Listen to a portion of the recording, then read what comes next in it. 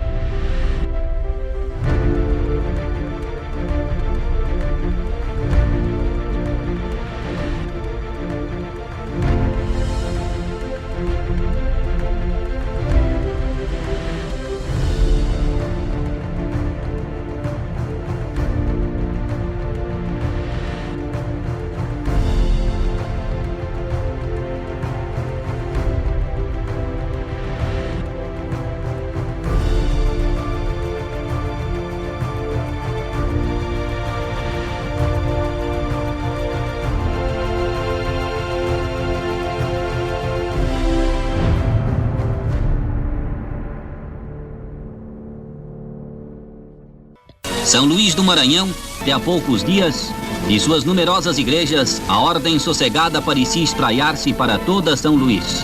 O povo, sempre bem com Deus, mantinha-se melhor com os homens, acrescentando páginas claras na história tricentenária da cidade ainda hoje colonial no aspecto.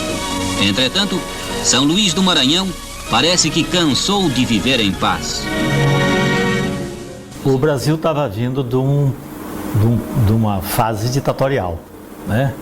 Nós estávamos começando a praticar novamente a democracia, né? O país estava se reconstitucionalizando e a grande novidade nessa fase nova que o Brasil estava vivendo, sobretudo no Maranhão, era a presença de uma figura que passou algum tempo nessa fase ditatorial aqui no Maranhão, na época do interventor Martins de Almeida, que foi um camarada chamado Vitorino de Brito Freire, né, que veio para cá, para São Luís, nos anos 30, 1932, 33, para ser o secretário-geral da interventoria.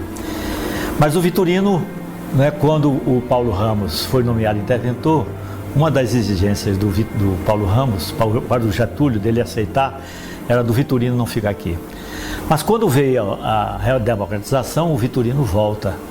E volta forte, porque o candidato a presidente da República, em 45, 46, foi uma pessoa que era amicíssima dele, que ele vivia exatamente na cozinha e na copa desse general, que era o general Eurico Dutra, né?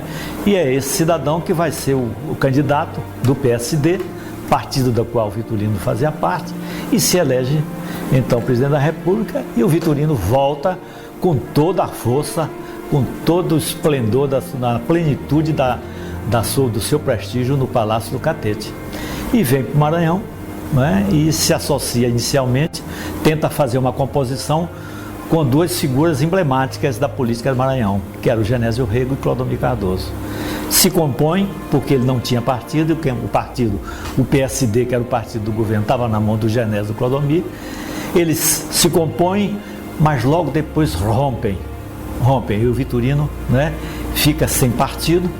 Mas o Vitorino era tão sagaz e tinha tanta força que ele consegue, à última hora, uma legenda de aluguel, que era o Partido Proletário do Brasil. Você imagina, o Vitorino como a legenda do Partido Proletário do Brasil, que era uma legenda de esquerda, né? Então ele traz essa legenda para cá, né? Faz do Sebastião Acho da Silva o candidato, né, do que ele queria, e elege o Acho da Silva. Na sucessão do Sebastião Acho da Silva, o Vitorino, que já estava muito mais forte ainda, ele vai buscar de novo no interior do estado um homem para suceder o Acho da Silva. Quem é esse homem? Eugênio Barros, que tinha praticamente o mesmo perfil do Acho. E àquela altura dos acontecimentos, ele já tinha reconquistado o PSD. né, que ele tinha perdido, né, ficou com o Genésio e com o Clodomir, mas ele reconquista o PSD, mas depois ele larga o PSD, ele não quer. Ele funda um partido para ele, PST, Partido Social Trabalhista. É por esse partido que o Eugênio se candidata a governador, com o Renato Acha, filho do Sebastião Acha, do ex-governador, como vice. Vitorino, digamos assim, é um caso clássico desse tipo, porque a ascensão dele como chefe oligárquico no Maranhão foi relacionada a essa relação pessoal, né, com o presidente Eurico Gaspar Dutra, a presença dele, né, junto, né, à liderança nacional do principal partido da época, que era o PSD, e por conta desse conjunto de relações, ele vai ser sempre visto, né, no Maranhão como uma espécie de invasor. Um aventureiro que veio de Pernambuco para tomar conta do Maranhão, ou, mais precisamente, um cara que foi mandado pelo poder central localizado lá no Rio de Janeiro. Tanto que o apelido de Vitorino era, e ele próprio gostava de ressaltar isso, é que ele era um homem da copa e cozinha do Palácio do Catete, ou seja, ele era de dentro do Palácio do Governo. O senhor César Abud, que durante algum tempo respondeu pela chefia do Executivo maranhense, e o general Edgardino Pinta, comandante da 10ª Região Militar, analisam os últimos acontecimentos.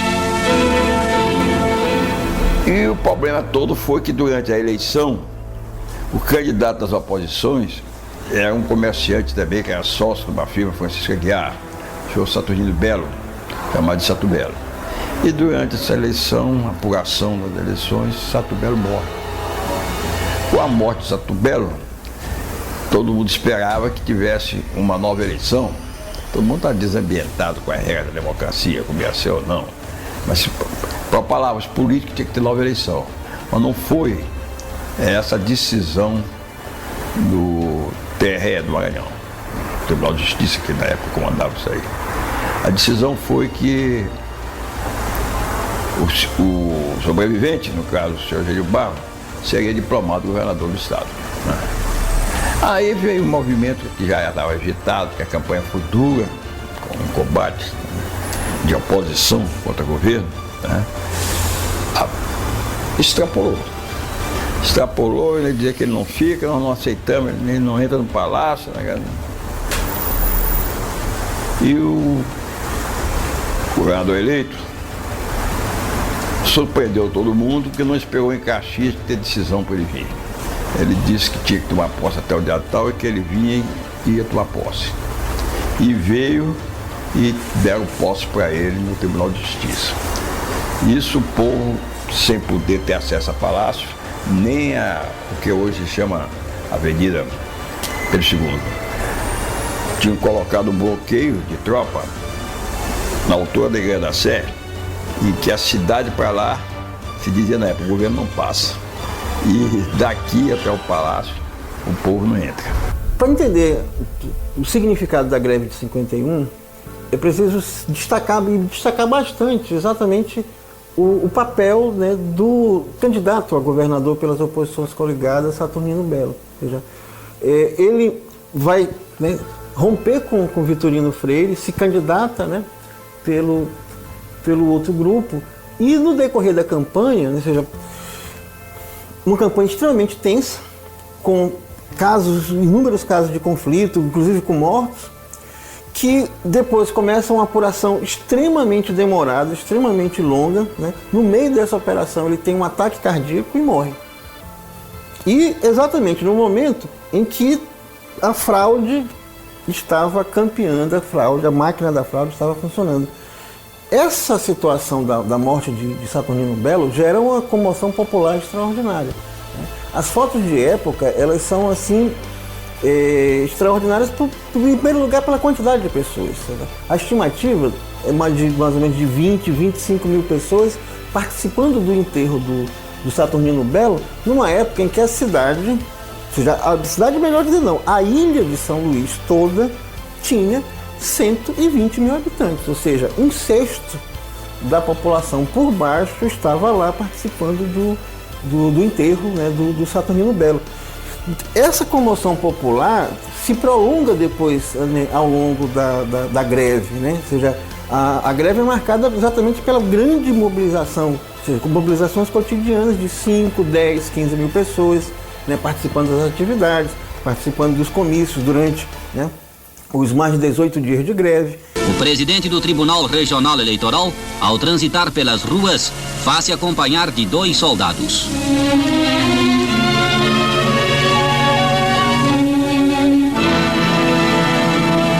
O ministro da Justiça, senhor Negrão de Lima, transporta-se ao Maranhão para estudar in loco a natureza dos fatos. No 24º BC, inicia-se a primeira conferência, fim da qual o ministro e o general Edgardino concedem uma entrevista coletiva à imprensa relatando as conclusões iniciais. Há tanto repórter que se formou um comitê de imprensa, o que traduz a gravidade da situação. A única vez que se desenhou um conflito tete a tete de polícia com populares foi quando Eugênio Barros chegou de volta a São Luís e entrou no Palácio do Governo pela Avenida Beira-Mar, e ao tomar conhecimento disso, os líderes do movimento grevista insuflaram o povo para ir ocupar o palácio. Aí é que aparece a figura do bota para moer, não é? Essa figura folclórica que tem aqui em São Luís, que bota ele na frente porque diziam que ele era doido, né? E dão uma bandeira do Maranhão para ele ir bem na frente comandando, né? De certa maneira, a oposição também quis utilizá-lo. E uma vez ele foi encarregado de chegar, havia um local que se chamava a divisão, tinha um nomezinho da guerra que tinha havido. E então teve um trechinho que uma vez botaram o Manoel para ele entrar. Ele disse, não, daqui não passa. Aí que ele pega essa bandeira e vai, né? Quando ele chega ali no Hotel Central, né? Ali tem um chamado Paralelo 38, dali ninguém passava mais. Ali havia um cordão de isolamento, ficava da praça do Hotel Central à Igreja da Sé. Todo mundo entrincheirado de balas, os soldados da Polícia Militar. E lá no palácio eles foram recebidos com uma linha de 3 ou 4 metralhadores, uns fuzis lá, e foram contidos ali na esquina da Igreja da Sé.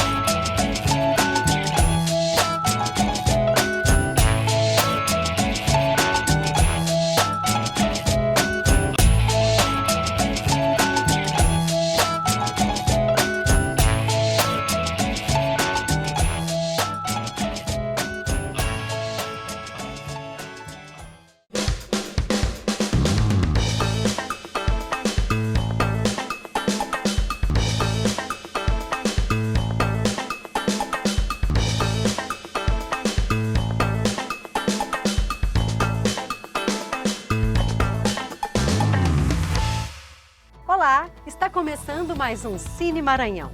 Nesta edição, vamos assistir ao episódio São Luís, Encantos e Magias da série Histórias Maranhenses. A produção é do Museu da Memória Audiovisual do Maranhão, MAVAM. O roteiro e a direção são de Fernando Baima e Joaquim Eichel.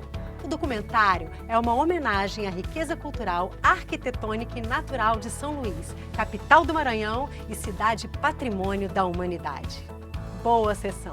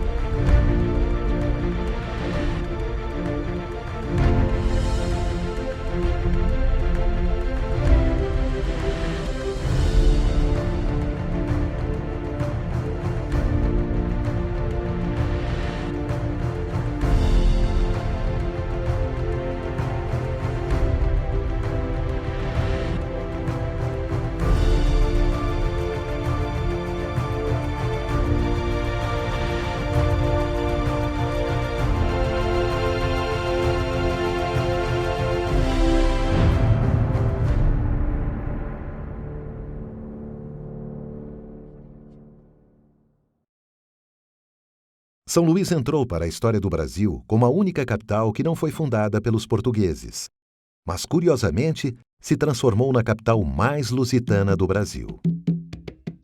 Alavancada pela forte industrialização têxtil do fim do século XIX, a cidade contou com importantes melhorias, como o aumento da quantidade de ruas pavimentadas e de praças públicas. A São Luís republicana tentou se tornar industrial, investindo em fábricas e infraestrutura urbana. O Parque Fabril, instalado na cidade nessa época, fez do Maranhão o terceiro estado mais industrializado do país. Mas não resistiu à competição profissional, à constante evolução tecnológica e ao endividamento. Suas instalações físicas podem ser encontradas em estado de ruína ou transformadas em escolas ou centros de venda de artesanato. Nada restou das fábricas que fizeram com que alguns sonhassem que a cidade um dia pudesse ser conhecida como a Manchester brasileira. Além de sua bela paisagem arquitetônica, existe em São Luís outra paisagem que a define de forma exemplar: a paisagem cultural. Composta por elementos próprios, resultantes dos costumes trazidos por levas de imigrantes que por aqui chegaram, a cultura da cidade tem sua primeira raiz nos índios, encontrados pelos primeiros brancos que aqui aportaram. Tupinambás, originários do sudeste brasileiro, que migraram de lá até encontrar na ilha de Upaum-Açu, como eles a chamavam, um lar. Depois foi a vez do europeu, neste caso franceses, holandeses e portugueses. Francos e flamengos passaram apenas o tempo suficiente para uma citação histórica. Já os portugueses marcariam com sua língua, usos e costumes, religião e manifestações populares as características culturais da cidade e de sua gente. Há ainda uma terceira etnia determinante do tipo de gente, do tipo de cultura, que iria ser a cultura ludovicense e, consequentemente, a maranhense: os negros. As raças envolvidas nesse caldeirão étnico chamado Brasil contribuíram para que ele fosse o que é, o país mais miscigenado do mundo. Nesse sentido, soma-se ao índio nativo da terra, o branco aventureiro, que por vontade própria veio da Europa, e o negro, vindo escravizado da África. Provenientes de Angola, Moçambique, de toda a África portuguesa, trouxeram para essa mistura, bem como fizeram em todo o Brasil, o tempero que deu ao povo de São Luís a liga para fazê-lo forte, alegre e dançante. Em São Luís, essa mistura se mostra muito mais claramente em sua riquíssima cultura popular, que entrelaça as três culturas originais em uma, que a soma e multiplica, formando um caleidoscópio de luzes, de sons e sabores únicos. Ainda no quesito da composição genética do povo da cidade, um migrante tardio aportou por aqui, fugindo das perseguições dos otomanos e das dificuldades econômicas passadas em seu país no início do século XX: o libanês. Normalmente mascates, os libaneses, chamados carinhosamente de carcamanos, inseriram-se no panorama da cidade no quarto pé da cadeira que se assenta a história de nossa gente.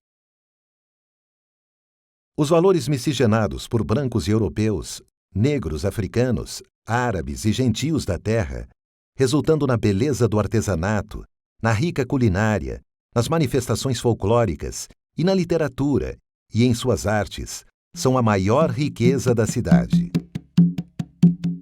Junte-se a isso uma intensa herança cultural, legado de uma geração de intelectuais em que se destacaram como humanistas, poetas, escritores, filólogos, teatrólogos, historiadores e jornalistas. Homens de letras e de pensamentos que contribuíram para o culto de uma sociedade instruída e que renderam a São Luís o codinome de Atenas brasileira. Personalidades como Gonçalves Dias, João Francisco Lisboa, Joaquim Serra, Odorico Mendes, Arthur e Aloísio Azevedo, Gomes de Souza, Sousandrade, Raimundo Correia, Coelho Neto e Humberto de Campos são apenas alguns dentre os nomes que fizeram São Luís ser reconhecida como cidade celeiro de grandes vultos da cultura brasileira. Em São Luís, caldeirão étnico e cultural, as crenças religiosas de seu povo encontraram expressão na música, na dança, na arte e nos rituais criados para agradar a deuses e aplacar os demônios do reino espiritual. As igrejas da cidade são notáveis por seus aspectos construtivos e por suas ornamentações. Suas edificações guardam passagens históricas do início da colonização. A Igreja do Desterro, o primeiro templo construído na província, ficou marcada pela invasão dos holandeses, que a profanaram, saquearam e a demoliram. A Igreja de Nossa Senhora do Carmo serviu de abrigo aos portugueses durante a campanha contra os holandeses.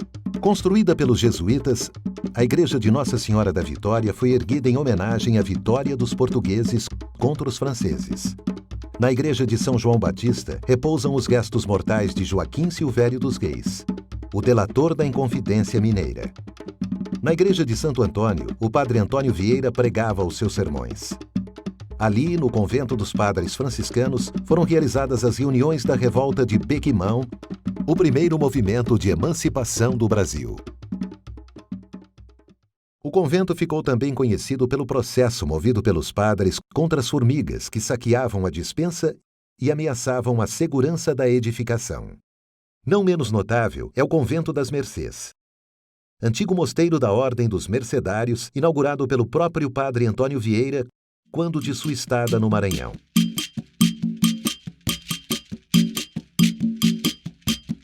A despeito dos cuidados dos jesuítas, capuchinhos, carmelitas, franciscanos e mercedários, a fé do negro escravo se difundiu por toda a ilha. Nos terreiros de Cura, Pagelança e Terecô, escravos e gentios se uniram em reverência aos seus deuses. Caboclos e encantados, originários das matas, somaram-se às entidades reais portuguesas, francesas, turcas e da longínqua Mãe África. Tornaram-se os donos do lugar, sincretizados e festejados muitas das vezes em conjunto com os santos católicos.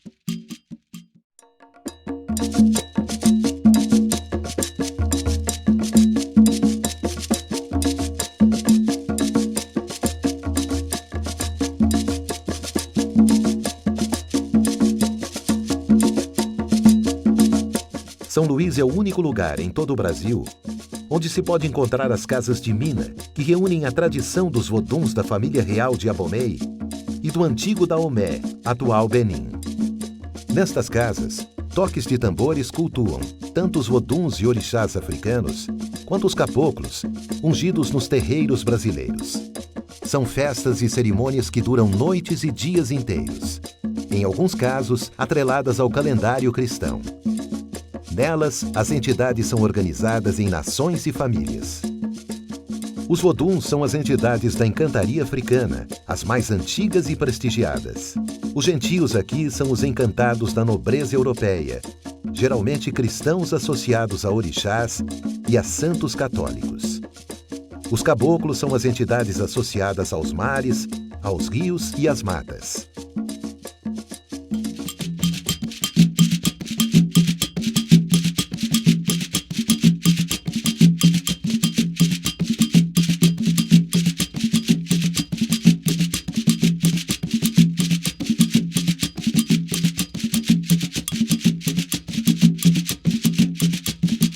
Nos rituais de mina, não são raros os participantes que entram em transe com os índios, caboclos surrupiras, botos, fulupas ou outros encantados.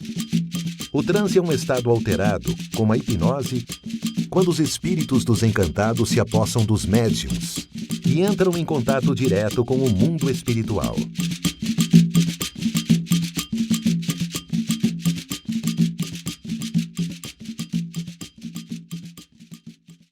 Impregnadas pelos cultos de magia e estimuladas pelos rituais religiosos e pelo sincretismo, as pessoas juntavam-se, ao anoitecer, para ouvir os contadores de causos, cujas lendas e histórias de assombração povoavam o imaginário popular.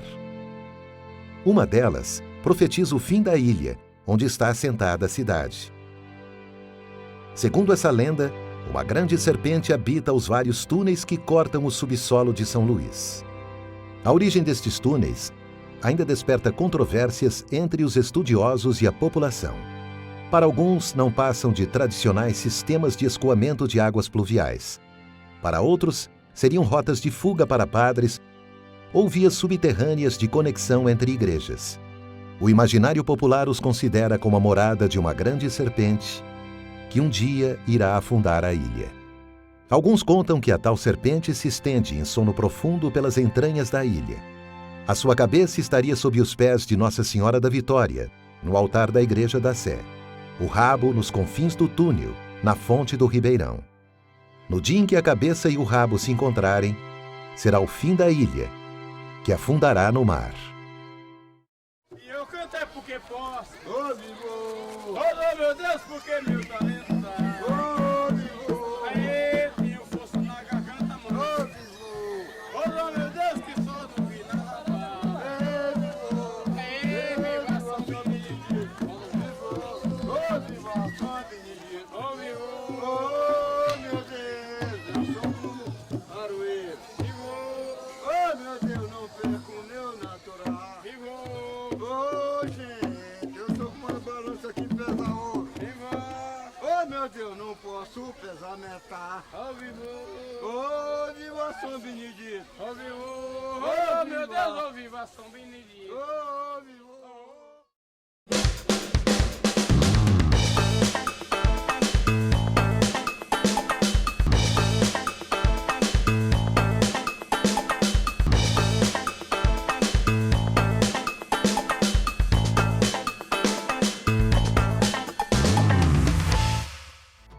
Olá, está começando mais um Cine Maranhão.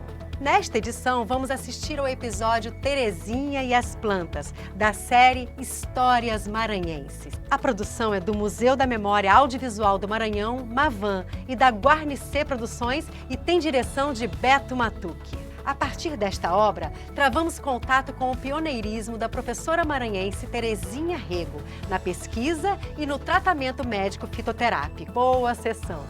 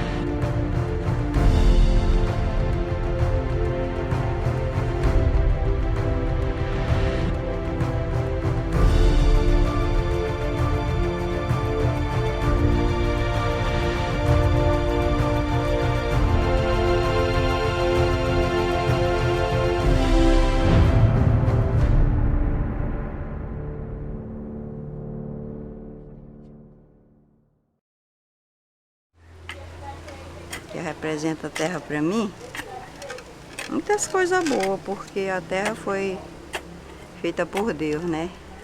Então ele deixou a terra para nós cultivar e ter o que se manter.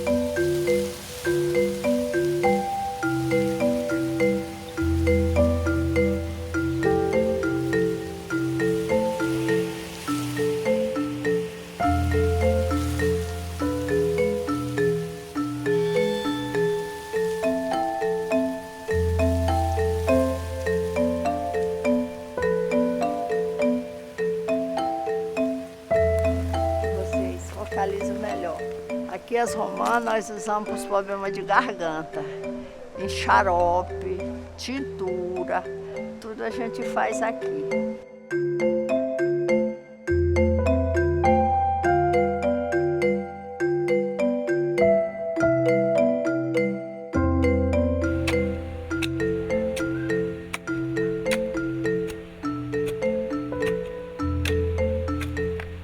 Capim-limão nós usamos com chá e suco verde.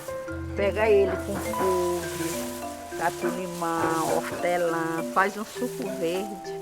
É bom para o intestino, para fazer boa digestão. E a gente usar por causa de certas doenças intestinais. Hoje o povo está usando demais esses sucos verdes. Hortelã, capim-limão, manjericão.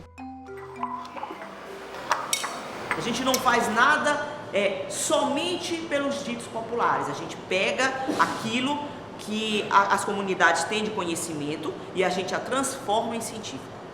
Esse que é o trabalho de nós fitoterapeutas, é transformar aquilo que ainda está bruto em ciência. A gente tem aqui 2 tipos de cidreira. Tem dessa miudinha que chamam uma tal de carmelitana e temos daquela cidreira graúda. Mas elas todas as 2 são boas para chapa, pressão alta, tranquiliza a pessoa, ela é digestiva, ela é muito boa, calma quando a pessoa está e ajuda na pressão. É ótimo, a comunidade usa bastante, principalmente a terceira idade. Hoje nós temos 27 aidéticos que vêm pegar um vidrinho de 100 ml, totalmente de graça, não pagam nada. Eles levam um vidrinho e tomam e vem melhorando a qualidade de vida deles, porque ela ajuda um pouco nessa manutenção do sistema imunológico, ela melhora. Ela é energética, ela dá uma energia. Estamos de parabéns, agora nós vamos repetir a Xanana, não compra a Xanana agora, para não ficar velho. O senhor vai fazer um Seclurin para melhorar essas dores na urina, né, que ele é E o senhor está se alimentando bem melhor, então não vamos fazer o xarope de milho, que é para abrir o apetite, né?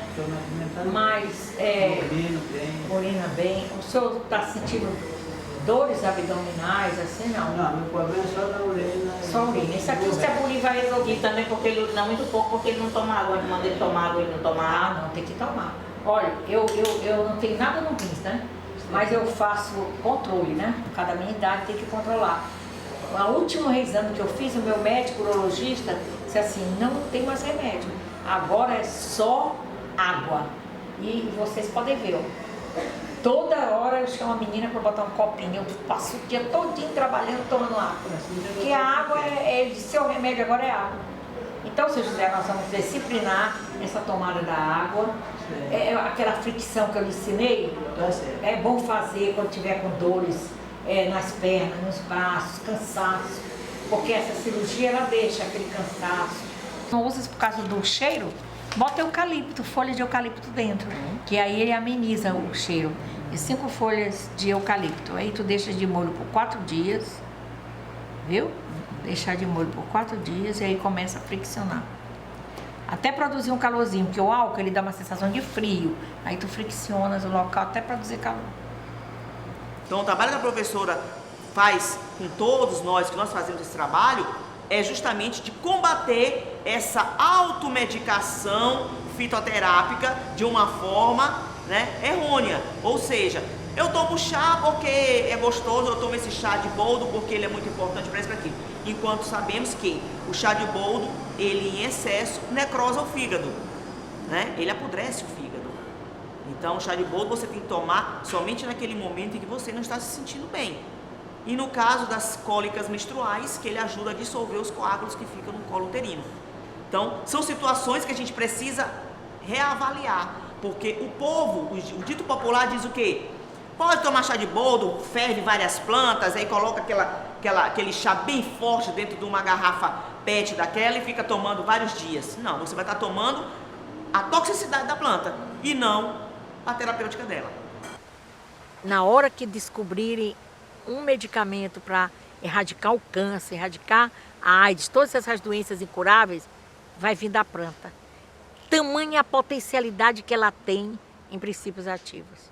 Agora, talvez eu nem esteja mais aqui quando isso acontecer, mas eu tenho tanta esperança que isso vai acontecer, porque nós temos conseguido melhoras consideráveis. Eu tenho uma fricção da minha planta, da minha tese, que é um cravo de defunto. Até o nome da planta ninguém quer nem trabalhar com ela. Ela tem um cheirinho enjoado. Eu descobri que ela tem um alcaloide nela que é excelente para as dores articulares. Eu sou a maior fã dela. Eu faço 5 litros por mês. Toda noite eu fricciono. A minha coluna fica todo tipo sentado ou em pé. Eu mantenho essa coluna só com essa fricção, fazendo de manhã e à noite, ao deitar. Não é um medicamento, não é um tratamento que você vai ter um resultado imediato. Tá? Demora um pouquinho esse resultado. Mas quando começa a surtir efeito, eles sempre acreditam que o tratamento alternativo com a fitoterapia ajudou realmente. E isso vem crescendo ao longo das opiniões nas diversas classes sociais. Isso aí já era uma coisa que meus pais usavam, né? Quando eu me entendi, a gente não usava quase remédio de botica, como eles chamavam lá no interior. Só usava eram as plantas. E as plantas, muitas coisas, elas resolviam. Nós temos resultados maravilhosos de cura, mas o papel dela, principal e mais importante, é a prevenção das doenças. E é isso que a gente precisa no Brasil. Uma vez que a gente não tem uma saúde ainda à altura do que deveria ser, a gente deveria pegar e ir na fitoterapia em busca dessa melhoria, né, da qualidade de vida. Eu tenho uma pacientezinha que há 2 anos eu não faço mais nenhum tratamento de quimioterapia para ela, nenhum, porque ela já esgotou tudo que existe na medicina dentro daquilo de oncologia, do câncer dela, que ela já luta contra o câncer desde 1996.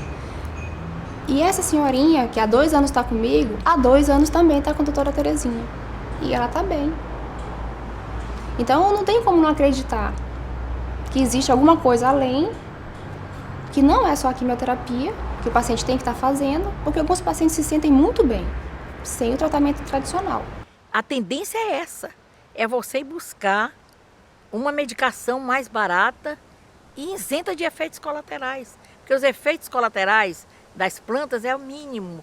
E você sabendo a dosagem, o Ministério da Saúde está entrando lentamente nessa. Ele já está liberando várias plantas para que sejam utilizadas.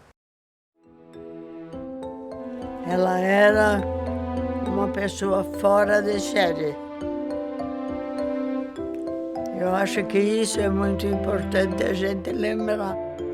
Gostaria muito que ela pudesse transmitir mais e mais e mais o conhecimento dela, deixar mais e mais discípulos, porque ela é incansável. Amor, né, vitalidade, força. Ela é mãe, ela é avó, ela é dona de casa e ela, sendo tudo isso, ela conduz a profissão com muita força, com muita garra e com muito compromisso. Sou feliz de ter aprendido esses conhecimentos dela. Né? Sou feliz, eu com minhas filhas e aqui as minhas companheiras. É uma pessoa assim diferenciada, né? Ela viveu, doou a sua vida, não só para a família, mas doou a sua vida para o estudo. Ela tem um dom e esse dom ela soube usar. Ela é uma pessoa querida na nossa classe, não só na classe médica, mas também em toda a sociedade, por ser essa guerreira, por ser essa pessoa maravilhosa que se doou, né? Doou a sua vida para o bem-estar de outras pessoas. É uma pessoa fora de série. É uma pessoa que trabalha, que luta, que faz as coisas como devem ser feitas, o que é muito importante nos dias de hoje, né? Porque o que as pessoas fazem para enfeite, tem aos montes. Mas para fazer trabalho não é tão